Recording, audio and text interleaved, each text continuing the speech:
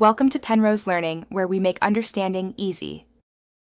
You start with the watch face down on a soft surface and bright light.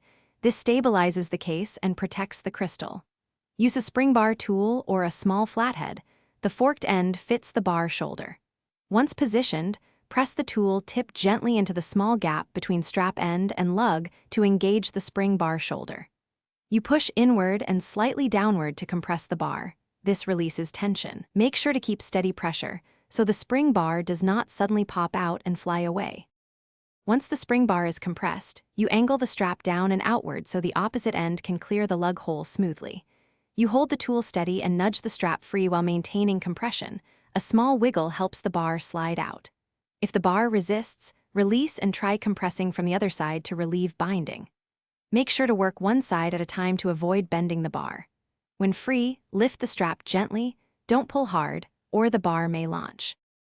You finish by inspecting the removed spring bars and strap ends for wear. Any bend or burr can cause failure, so replace if needed. Once clean, keep the bars in a small container and note their orientation for reassembly.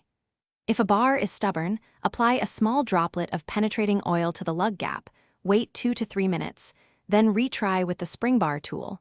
This reduces friction. Make sure to clean any oil off before reattaching to avoid. Thanks for watching. If this was helpful, leave a like and consider subscribing. See you next time.